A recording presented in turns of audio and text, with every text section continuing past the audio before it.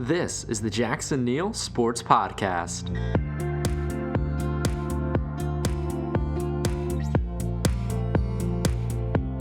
Welcome back. I'm your host, Jackson Neill, here on Monday, July 8th, 2019.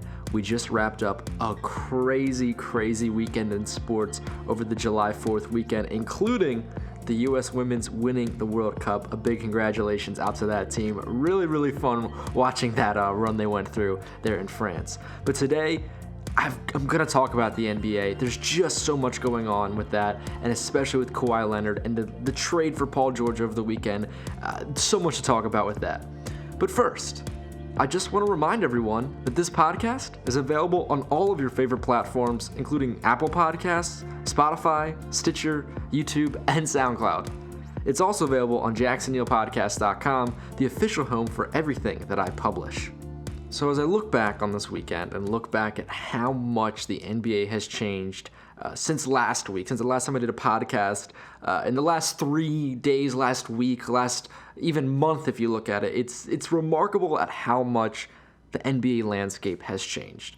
And the latest move, the latest domino to fall, and probably one of the biggest dominoes to fall, expected this offseason, and probably for the foreseeable future, although we'll get to that in a second, was the Kawhi Leonard to the Los Angeles Clippers. So I want to touch on that, my thoughts on that whole ordeal, what the Clippers gave up to get Paul George, and then also getting Leonard, all of those first-round picks. Brings up a question in my mind: how much is a first-round pick worth? I kind of went into a little bit detail on that, so I want to talk about that. But also later, Russell Westbrook. He's still there in Oklahoma City. Westbrook is the guy that's been through it all, through KD, through Paul George, through James Harden. All of these other stars have left town at one time or another, but Russell Westbrook is still there. Talks are about he might get traded. I mean, look at Sam Presti, the GM. He's always trying to trade people constantly. He's one of the game's best GMs. So I think that Russell Westbrook could definitely be on the move. I'm going to talk a little bit about his possible landing locations and what team I think really should go after and trade for him. Hint, it's not the New York Knicks. But first, before we get into the ramifications and everything that falls and the fallout, basically, of this Kawhi Leonard and Paul George trade, you got to talk about the overall move itself. And with this announcement, Kawhi Leonard, people joked about it online, quote-unquote, restored balance to the NBA. You think like Thanos in the Marvel movies. And it is true. I mean, I look around the league right now and I look at how many teams I legitimately think could win the NBA title next year. I've heard the number float around 10 teams. I think that's true. I mean, out of the Eastern Conference, there's not as many. I think of Philadelphia and Milwaukee really is the true contenders there. Obviously, Brooklyn's a year away with Kevin Durant still in the mend. But I mean, look through the Western Conference. I think with this move, the Clippers are now the favorites. Look how deep that roster is with those two stars. No other team has a roster quite like that. I think the Lakers probably are the second place favorite, are the second right behind the Clippers in terms of being the favorites. Then you have other teams like Houston. Do they still have another run in them? They've always hit that roadblock that is Golden State in the Western Conference. And Golden State's not that powerful team anymore. Do they maybe finally have the chance to really break through? I think Utah, everyone's talking about the offseason they've had. They're really good, and they only got better this offseason. Denver didn't make much noise in the offseason, but they didn't really need to. They have one of the game's best in Jokic and a rising star in Jamal Murray. I think they're going to be very good. The Trailblazers almost made it this year. Now I think they made some moves that kind of improve this team. They're going to have some big men on that roster. Hopefully Nurkic is coming back healthy. Even someone like Hassan Whiteside. I don't really think Hassan Whiteside is all that effective anymore. But I mean, if you're telling me he's one of the last guys off the bench, I guess you're in a pretty good spot as a team, and obviously with that backcourt, I could just go on and on. I feel like there's more teams I'm forgetting. I mean, even a team like the Pelicans, someone who I said that I didn't expect them to compete. I mean, look at the moves they've made in acquiring J.J. Redick and Derek Favors, and all the young players they have, obviously led by Zion, and you're wondering how far away really are we talking about competing. So there's so many teams, there's so many interesting dynamics that I think this Kawhi Leonard move overall, I understand it from his perspective. As time went on, I was on the record of saying I think he should have went back to the Toronto Raptors. Easiest in terms of, path to the finals in terms of the Eastern Conference. But it only would have made sense for him to go there on a 1-and-1 deal, on a short-term contract. And as reports came out that he wanted a longer-term deal, I mean, can you really blame him? Look at what just happened to the Golden State Warriors in the NBA Finals. I know Kevin Durant still was able to get a lot of money. I know Klay Thompson is still not going to struggle all that much to get paid, but you never know. That's the way that just one single play could just change the whole trajectory of your career. Look no further than the guy you just teamed up with, Paul George. I mean, George, that whole play with the USA, and now this his latest injury. So I think Kawhi Leonard, if he was going to take a long-term deal, I would have expected the Lakers. I mean, I don't think anybody expected this Paul George trade, but it makes a lot of sense. Both of these guys are wing players who can play really well on ball, off ball, on defense, anywhere on offense. It's just this kind of match made in heaven. I'm so excited to see how these two guys play together because they're both stars in the sense of the word that they are. When they are on a team, they are arguably the best player on that team, and they will show up in that big moment. But they're not the maybe traditional NBA star of being very ball dominant. These guys work so well with the ball not even in their hands that when George has the ball, Leonard is still going to be really, really effective on the offensive end, and vice versa. And when Pat Beverly brings it up, or if Lou Williams is going on a hot streak, then and scoring a lot coming off the bench because he can do that, then George and Leonard are going to play some lockdown defense. It becomes that thing of how George and Leonard are usually two players who you would trust to guard the best player on the other team, so they can lock down. They have two of the best lockdown defenders, and then you look. Who's going to guard them? I mean, what team is positioned to guard both Kawhi and Paul George? It's an amazing, amazing pairing between the two guys. In addition to the rest of that deep roster, I just love the different pieces they have, whether it's Montrezl Harrell. I hope they bring JaMychal Green back, Zubac, Patrick Beverly at the point guard position. On the defensive end especially, I really, really trust him in big games. And the biggest thing about their supporting cast is that they don't need to really do all that much. I mean, Shamet can make some shots, from the outside. Williams can obviously, Lou Williams can obviously score. But you're not looking at Montrezl Harrell to put up points. You're looking at him to kind of rim protect or when they're going small, get up and down the floor. You're looking at Patrick Beverly to dish the ball, make other people better, play solid defense against the other really good point guards in the Western Conference. This supporting cast is a supporting cast that took the Warriors to 6 games. Now, I know the Warriors didn't win the title, but they were still Golden State this past season, and the Clippers really showed up. I mean, especially Lou Williams showing up in the big moment, and that's without these two stars. And they didn't really lose anybody off that team, so I think it's an amazing, amazing team. I mean, when you talk about who's better, the Lakers or the Clippers, I'm having such a hard time picking one of these teams because on the one hand, like I said, George and Leonard, they're lockdown defenders. They can guard anybody. Either one of them can handle the task of LeBron James in the playoffs. I mean, look at George throughout his time in Indiana. Look at Kawhi Leonard. Kawhi Leonard won a Finals MVP guarding LeBron James in an NBA Finals, and that was years ago before he's reached the level he is at now.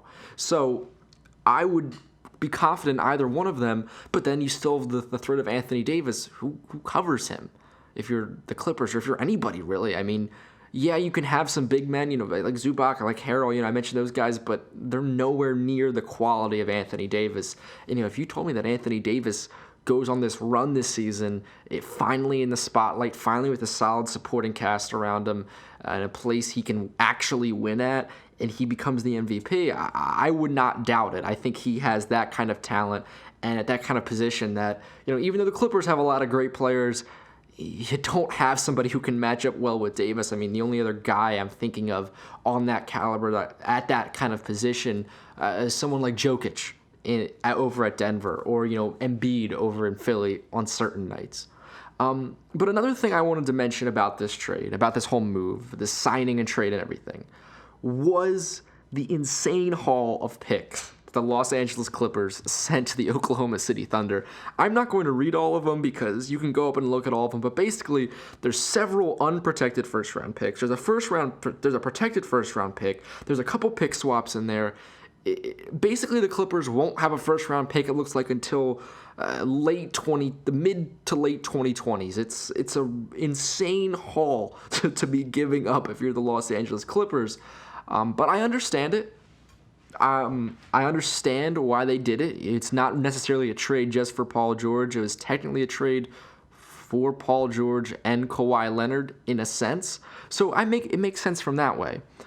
But a thing that I think really comes up out of this is in the NBA, first round picks, especially unprotected first round picks, are viewed as this incredible value.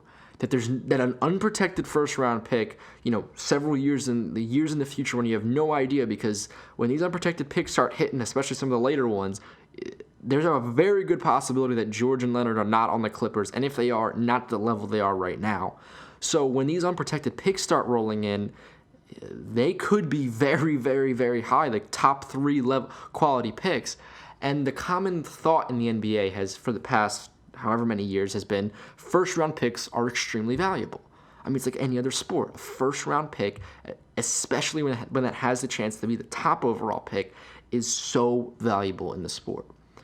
And there was a big reason why I kind of criticized the Los Angeles Lakers and their move for Anthony Davis.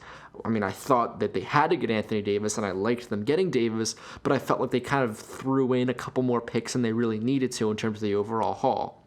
And I don't really trust Rob Pelinka or anybody over the Lakers organization in terms of their moves and building a team. I don't think they're the best general managing and leaders of basketball operations in the NBA. I think they're a very dysfunctional franchise that's just being covered up by the fact that they're getting stars.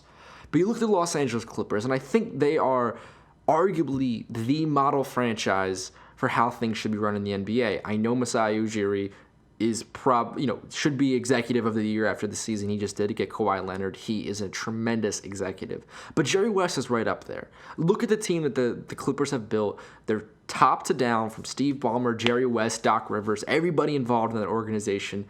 It's pretty obvious they're all on the same page. It's pretty obvious there's no dysfunction going on in that organization. I mean, they built this team to be a very, very competitive team, even without these two superstar players. But as I look at how many picks they sent over in that trade, my first reaction was, man, they overpaid. I mean, I understand you got to do it, but they really, really overpaid.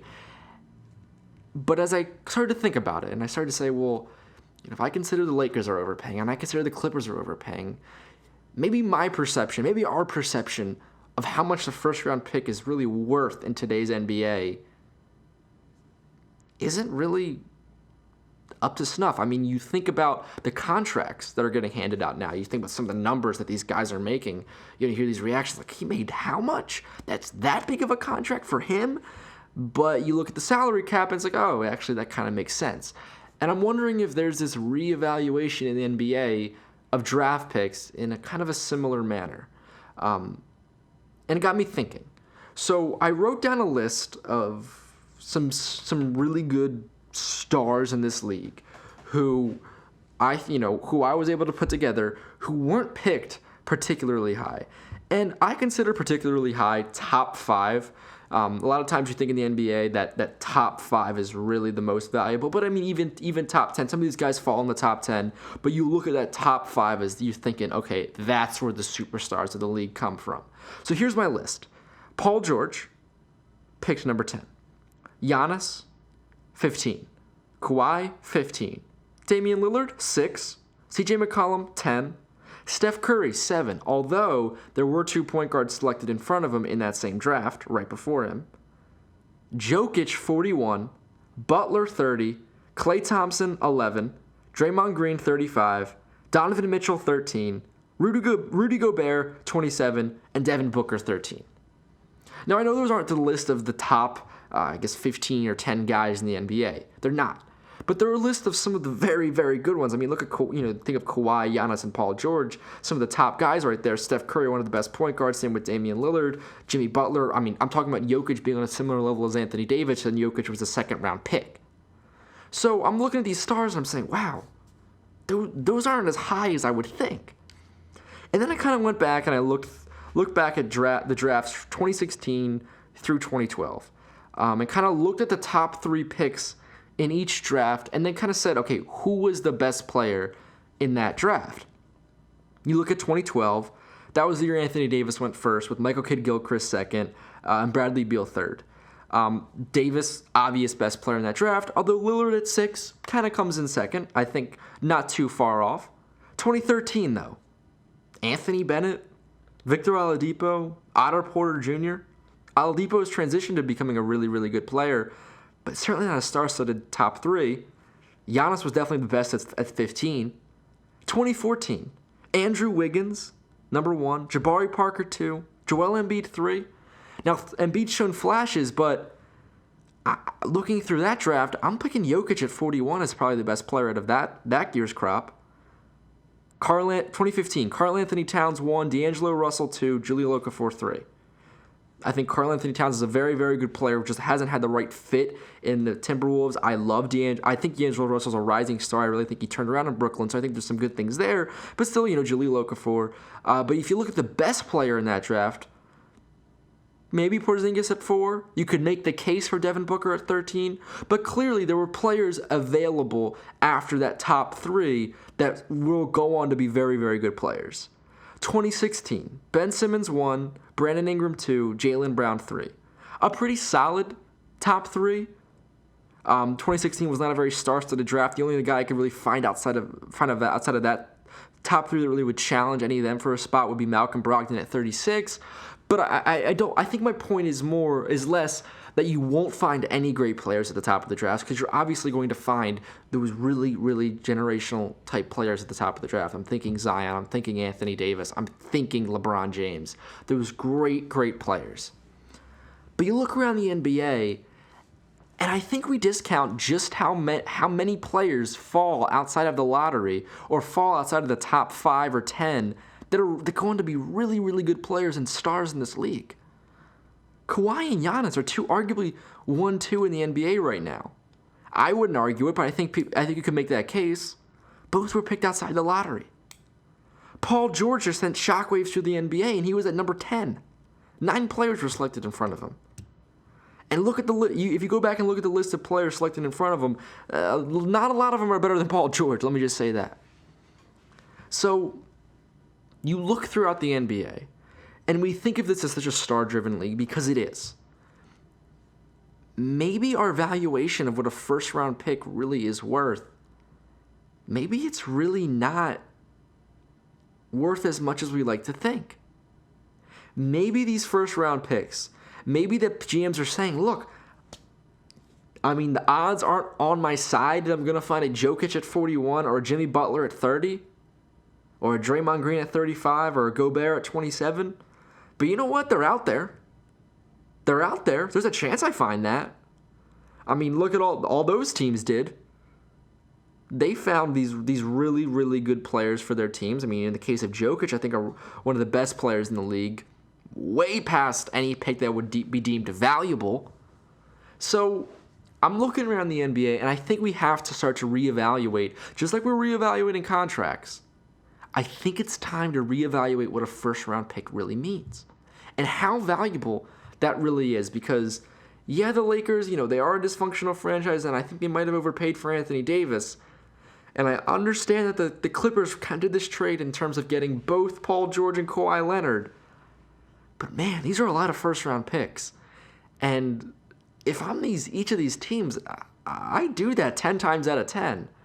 And I'm saying to myself, yeah, maybe that pick is the next Anthony Davis at 1. But there's also a really, really solid chance that it's Mark Kidd-Gilchrist at 2. Or an Anthony Bennett at 1. And if there's a player that really jumps out at me during that draft, and he's in the mid to late first round or even in the second round, and I think he could be one of those next stars to jump out later in the draft, It might not be that hard for me to buy into that one and flip an expiring and another smaller asset in order to get that first-round pick.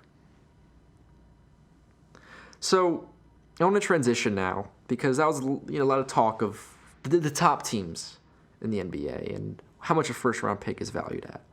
And where the Clippers go now that they have Paul George. But there still is a really big question in the NBA, and there still is the storyline left in this NBA offseason. That we thought it was over with Kawhi Leonard. We thought that was the last domino to fall. But just like how the NBA seems to always do, whenever you think it's over, it's not. With Kawhi Leonard going to the Clippers and bringing Paul George with him, that obviously leaves Russell Westbrook in Oklahoma City. Now, if you're the Thunder, you're a team that it looks like they're not going to be paying the luxury tax. They just traded Jeremy Grant away. It looks like they could possibly be escaping that. But you're a team that is not going to be competitive, especially in this Western Conference. Earlier, I just listed off all the teams I think that have a chance to go far and contend for a title. They're not getting through that. They could barely get through anything with Paul George. Even though he was kind of injured, I think that the Thunder wouldn't have even really been that much of a favorite heading into this year, even if they had a healthy Paul George. And now they don't. But now they have all these assets. And if you're the Oklahoma City Thunder, I understand the case for keeping Russell Westbrook. I mean, you still have Steven Adams' contract. That you're not going to flip that. I don't see any other team taking that on. And just being competitive, winning some games. At the end of the day, it does pay to fill some seats. I mean, Westbrook is kind of becoming this kind of like team icon. Think of it like almost like DeMar DeRozan in Toronto. I mean, ironically. I just don't see the point of that for this Oklahoma City Thunder team. They traded away James Harden. They lost Kevin Durant. And yeah, they traded Paul George, but they lost him. When he demands when the player demands a trade, you didn't trade him away. It's basically the same thing as Paul George going away in free agency. All the reports of saying that he would not, they had to make that move. And they just made the best out of a bad situation. I think they definitely made the best, even though I just talked about the first round picks maybe not being valued at a ton. Getting about 7 or 6 of them still is really, really good. So, as you look at that, and as you look at this team and the assets they now have, it makes complete sense for them to trade Russell Westbrook and move on from this era. And from everything you're hearing, it looks like they're going to honor Westbrook's wishes. Like whatever team he wants to go to, looks like they'll make the best possible case to trade him to that team, and they probably won't trade him to a team he doesn't want to go to. He's obviously built up a lot of cachet in that franchise. But if you're the Oklahoma City Thunder, and this is another star that you paid a lot. You paid a lot to get Paul George to get into OKC to win alongside Russell Westbrook. And not only did he not win, he demanded his way out. He left just like KD. You've got to be realizing that Russell Westbrook is not the answer to winning a championship. It looks like had been the cards for a while that Westbrook was appearing to not be the capable of being the best player in a championship team. But if there was any question before, it is absolutely, absolutely answered now. There is no way for Russell Westbrook to be the best player on a championship-winning team. There just isn't. He's not capable of it as a player. He's too worried about going for triple-doubles. He's too worried about padding his own stats, going for things other than winning, playing too many minutes in the regular season in order to average a triple-double. He is not a player that is going to win championships. And in this era of all these players moving and joining up together, and Kawhi and George here, and Davis and James here, and Paul and Harden here, nobody wants to really play with Westbrook. And I know that quotes come out in the media saying, like, oh, people love playing with Westbrook, and he's not a bad guy to play with. I look at actions speak louder than words. Kevin Durant left Oklahoma City. He left Russell Westbrook. He can say whatever he wants in terms of, oh, I liked playing with him. He left. If he loved playing with Russell Westbrook, he wouldn't have left. Same thing with Paul George. He can say he loves playing with Russell Westbrook. He can say that it was a great experience on the floor with him. But at the end of the day, he forced his way out because he knew playing with Kawhi was a better opportunity. He knew that Russell Westbrook was not the best player to be playing alongside because Westbrook doesn't make anybody else better. So if you're the Thunder, you have to realize that Westbrook will not only not be able to lead you to a championship as the best player, he's not going to get any other guys to come with him. Players around the NBA know this. It's not that hard to figure out. You don't want to play alongside Westbrook. I mean, how many players do you think are really clamoring to play alongside James Harden right now? These guys at these insane usage rates and just ball dominating, and every possession is about them and getting the stats, and guys don't want to play with them. That's not who guys want to play with. Guys want to play with other guys who are about winning. Paul George just joined Kawhi Leonard, a guy who, I mean, it seems pretty obvious. I mean, I don't know the guy, and I don't think anybody else really does all that well either in the media, but it doesn't really seem like he cares much about anything else other than winning an NBA title. LeBron James, I know there's these things about him, being in terms of being a star and a lot of attention around the team, but at the end of the day, you watch his game, he makes other people better. He's a very good passer, and throughout his career, whether it's veteran minimum guys or some other stars along the way, have wanted to play with LeBron. I don't really count Kyrie as a good judge in terms of him wanting to leave LeBron. I think that had to do with Kyrie also knowing that LeBron was about to bolt, and it wasn't the right situation for him. So I look at the Westbrook, and you're the Thunder, you have to trade him. And when you look at trade partners and look at teams, it's obviously going to be an asset accumulation. They have all these first-round picks right now. The goal is for them to just get more of them. I think that while first-round picks are devalued, that just means, and that you see all these players coming out later in the draft and being stars, I think what that means is that you, in a way, you kind of want more of them. Because while they're not as valued as much, that means that you kind of have to have a lot of them in order to give yourself a better chance at hitting on that player, if you know what I mean. Because you can't, that top 3 pick isn't as valuable as it may have previously been and maybe previously thought of in the NBA, but you kind of want to have, you'd rather than have the 5th pick and the 15th and the 31st. Because you see that there are stars coming from every level of the draft in the past 10 years or so. So if you're the Thunder, you just want to accumulate assets. You want to get as many picks as possible because you want to hit on that next Jokic at 41. You want to hit at that next Giannis at 15.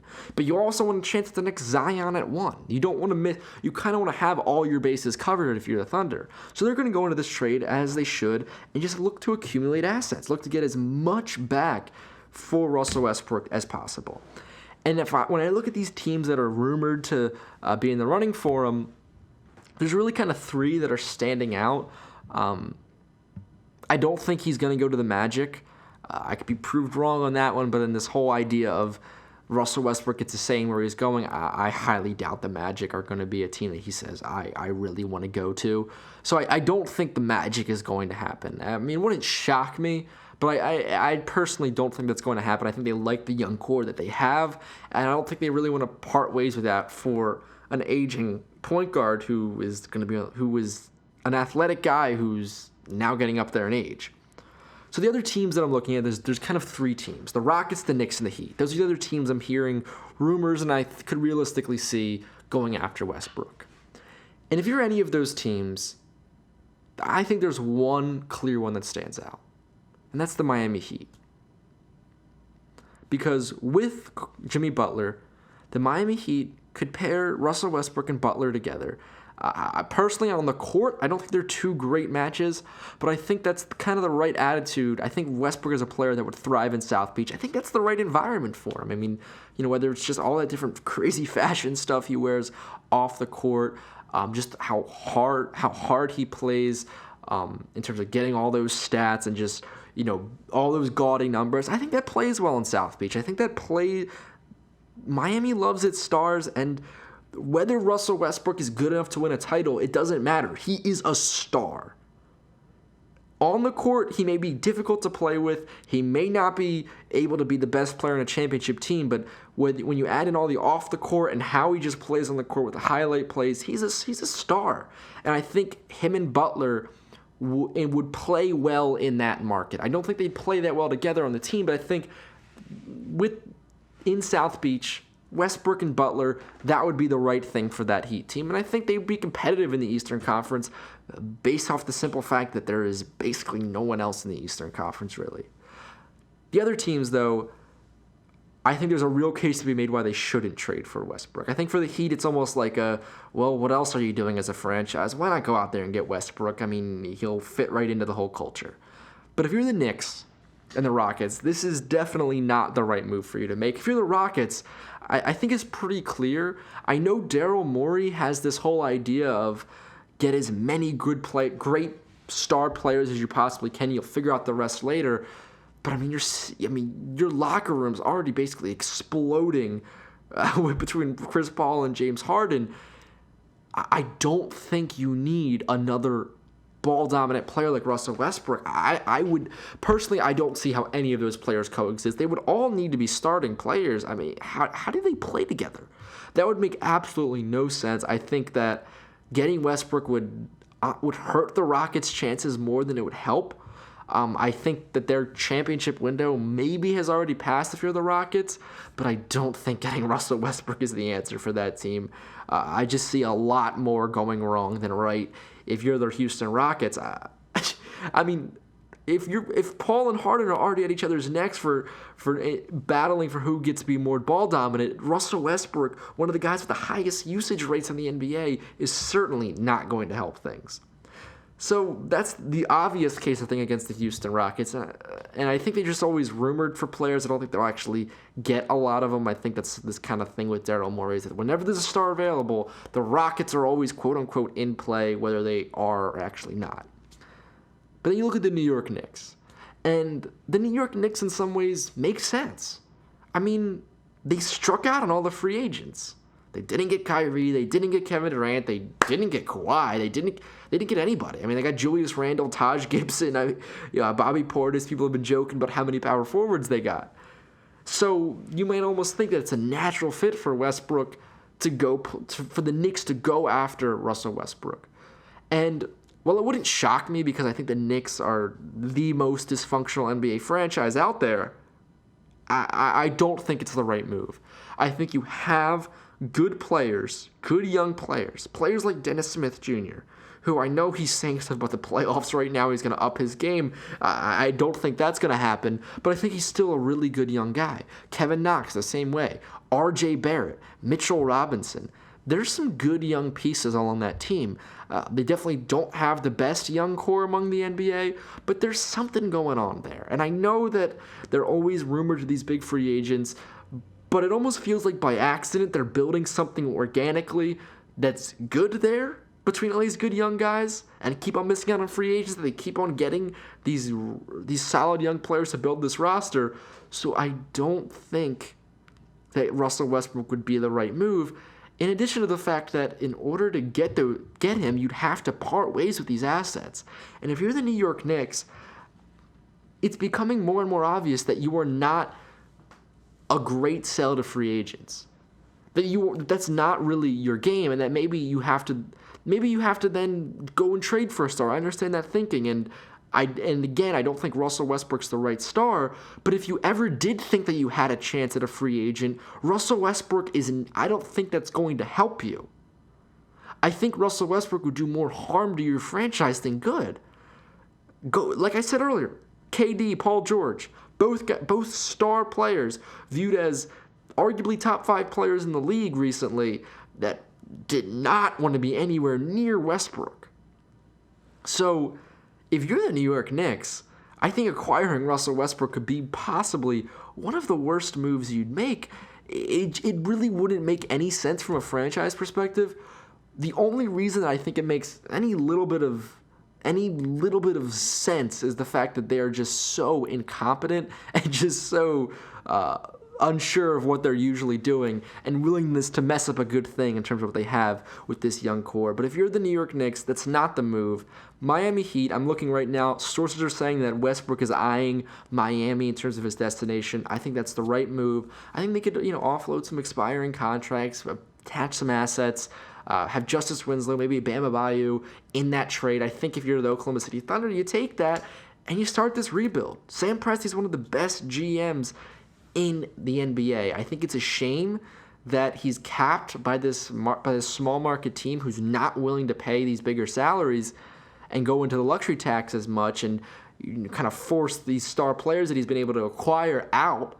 But if I'm going to trust any GM with all of those assets, Sam Presti has to be at the top, towards the top of my list of GMs I think that could make a really, really good turnaround out of this much assets.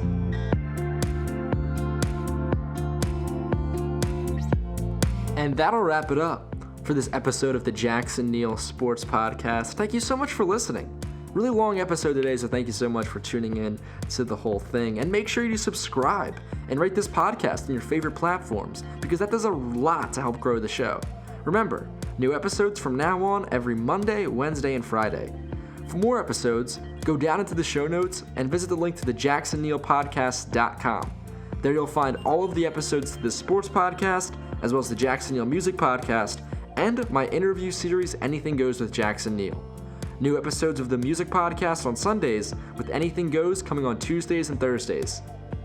If you're a big fan of the show, maybe consider becoming a subscriber on Patreon. For just $1 a month, that's all it's starting at, $1 a month, you can get access to bonus segments from both my sports and music podcasts, as well as bonus content from my interviews on Anything Goes. I write, record, and produce these podcasts myself as a full-time college student, so any little bit of support really does go a long way. Link to Patreon down in the show notes. If you want to stay up to date on everything I'm doing, you can follow me on Instagram and Twitter at JacksonNeil20. Today's music is by Analog by Nature with their song CDK Sunday. Thanks again for listening. I'll see you all next time.